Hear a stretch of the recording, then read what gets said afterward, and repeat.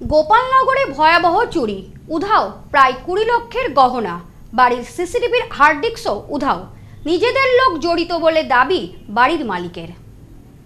বাড়ি ফাঁকা, সেই ফাঁকা বাড়ির সুযোগ নিয়ে বাড়ির তালা ভেঙে দুঃসাহসিক চুরি গোপালনগরে। বাড়ির মালিকের দাবি, ঘটনায় খোয়া গিয়েছে প্রায় 20 লক্ষ টাকার সোনার গহনা। প্রমাণ লোপাট করতে ভেঙে ফেলা হয়েছে সিসিটিভি ক্যামেরাও। অভিযোগের ভিত্তিতে ঘটনার তদন্তে পুলিশ, আতঙ্কে এলাকাবাসী। জনবহুল এলাকায় চুরির ঘটনায় চাঞ্চল্য। উত্তর 24 পরগনা জেলার গোপালনগর থানা এলাকার বাসিন্দা রিঙ্কু রায়ের বাড়িতে দুঃসাহসিক চুরির ঘটনা ঘটে। ঘটনা সূত্রে জানা যায়, গোপালনগর থানা এলাকার বাসিন্দা রিঙ্কু রায় কলকাতার ফ্ল্যাটে পরিবার নিয়ে বসবাস করেন। এছাড়াও রিঙ্কু রায় নামে ওই ব্যক্তি কর্মসূত্রে কখনো কখনো ভিন রাজ্যে থাকেন। অভিযোগ, কালী পুজোর আগে ভিন রাজ্য থেকে কলকাতায় ফিরে পরিবারের সকল সদস্যকে নিয়ে গোপালনগরের বাড়িতে আসেন তিনি। সেখানেই প্রায় 20 লক্ষ টাকার সোনার গহনা রেখে যান। কালী পুজোর ছুটি কাটিয়ে তিনি পুনরায় কলকাতায় ফিরে যান। জানা যায়, এদিন প্রতিবেশীদের কাছ থেকে খবর পেয়ে গোপালনগরের বাড়িতে ফিরে আসেন তিনি। বাড়িতে ঢুকতেই চক্ষু চড়ক গাছ বাড়ির মালিকের। জানা যায়, বাড়িতে ঢোকার মূল গেটের তালা ভাঙা, বাড়িতে থাকা সমস্ত জিনিসপত্র ছড়িয়ে ছিটিয়ে রয়েছে চারদিকে। এরপর রিঙ্কুবাবু বাড়ির ভেতরে ঢুকে আলমারি খুলতেই অবাক হয়ে যান। আলমারির ভেতরে থাকা প্রায় 20 লক্ষ টাকার সোনার গহনা উধাও। শুধু তাই নয়, বাড়িতে থাকা সমস্ত সিসিটিভি ক্যামেরার হার্ড ডিস্ক ভেঙে ফেলা হয়েছে প্রমাণ লোপাটের জন্য। বাড়ির এমন পরিস্থিতি দেখে মাথায় হাত সকলের। পরিবারের সদস্যদের দাবি, এই প্রথম নয়, এর আগেও একবার বড় সড় চুরির ঘটনা ঘটেছিল গোপালনগরের এই বাড়িতে। সেই সময়ও খোয়া গিয়েছিল কয়েক লক্ষ টাকার সোনার গহনা। ঠিক কয়েক বছরের মাথায় এদিন ফের এমন দুঃসাহসিক চুরির ঘটনায় রীতিমতন মাথায় হাত পরিবারের সদস্যদের। মেন গেট যেটা বড় গেট সেটা ঠিক আছে, ওই তালাটা খোলার সঙ্গে সঙ্গে দেখি আমার যে টপসেবল গেটে তালা খোলা, আর ওর সঙ্গে একটা বক্স ছিল, সেই বক্সটা ওখানে মাটিতে পড়া, তালা ফালা সব ছড়িয়ে ছিটিয়ে পড়া। তখন আমরা দেখলাম যে হ্যাঁ চুরি হয়েছে। এর আগে 2018-তে আমার বাড়িতে চুরি হয়েছিল, তখন আমার প্রায় 20 লাখেরও ওপরে সোনা চুরি হয়েছে। আমার যত সারা জীবনের ইনকাম ছিল সেটা সম্পূর্ণ আমার সব নিয়ে গেছিল। মানে তখন আমার মেয়ের শরীর খারাপ ছিল, আমি চেন্নাইতে ছিলাম, আমার বাড়িতে ঢুকে এই চুরিগুলো করেছিল। আর যারা করেছিল সেবার যারা করেছিল এবার তারাই করেছে। তাদের ভিতরে একজনকে আমরা দেখেছি, আমাদের ক্যামেরায় ধরা পড়েছে। এবার কথা হচ্ছে গিয়ে, সেবার পুলিশ প্রশাসন সবকিছু করেও কিছু করতে পারিনি, আমার মাল রিকভারি করে দিতে পারিনি। কিন্তু এবার তো আশা করি পুলিশ প্রশাসন আমার কাজটা করবে নিশ্চয়ই, কেননা বারবার একই জিনিস করছে।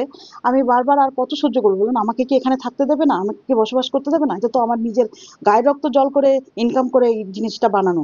তাহলে এগুলো সব কষ্ট করে আমরা ইনকাম করে বানাই, কেন আমাদের কি এখানে থাকতে দিতে চাইছে না তারা? এই বিষয়ে বাড়ির মালিক রিঙ্কু রায় জানান, আমার দুটো বাড়ি। গোপালনগরের এই বাড়িতে আমরা মাঝে মধ্যে ছুটি পেলেই আসি। এছাড়া বেশিরভাগ সময় আমরা কলকাতার ফ্ল্যাটেই থাকি। আমি কর্মসূত্রে ভিন রাজ্যে থাকি সারা বছর। অনেক কষ্ট করে রোজগার করে তিল তিল করে এই সোনার গহনাগুলো বানিয়েছিলাম। কালী পুজোর ছুটিতে যখন বাড়িতে এসেছিলাম, সেই সময় গহনাগুলো বাড়িতে রেখে ভালো করে তালা দিয়ে আমরা সবাই কলকাতার ফ্ল্যাটে ফিরে যাই।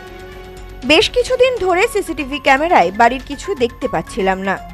এরপর আশেপাশের বেশ কয়েকজন আমাদেরকে ফোন করে গেটের তালা ভাঙার বিষয়টি জানায়। আমরা সবাই গোপালনগরের বাড়িতে এসে দেখি গেটের তালা ভেঙে আলমারিতে থাকা সমস্ত সোনার গহনা নিয়ে চম্পট দিয়েছে দুষ্কৃতীরা। সোনার কানের, চেন, বালা, আংটি, ব্রেসলেট থেকে শুরু করে সমস্ত কিছুই চুরি হয়ে গিয়েছে। তবে আমি মনে করছি এই ঘটনায় আমাদের পরিচিত কেউ জড়িত, না হলে এত বড় চুরির ঘটনা ঘটানো সম্ভব নয়। আমি ইতিমধ্যেই অভিযোগ দায়ের করেছি। আমি চাই পুলিশ প্রশাসনের পক্ষ থেকে উপযুক্ত ব্যবস্থা নিয়ে ঘটনার তদন্ত করে অভিযুক্তদের শাস্তির ব্যবস্থা করুন পুলিশ। এবার আমার যে সিসি ক্যামেরা সব ওরা তছনছ করে ভেঙে ফেলে, রাউটার গুলো দিয়ে সব মেশিন সবকিছু ওরা নিয়ে গেছে। এবার ওরা কি হচ্ছে, আমাদের বাড়ির পাশে আমার ভাইয়ের একটা আরো সিসি ক্যামেরা আছে। এবার ভাইয়ের সিসি ক্যামেরা ওরা ফুটেজে ধরা পড়েছে যে ওরা কটার সময় ঢুকেছে, কটার সময় বেরিয়েছে।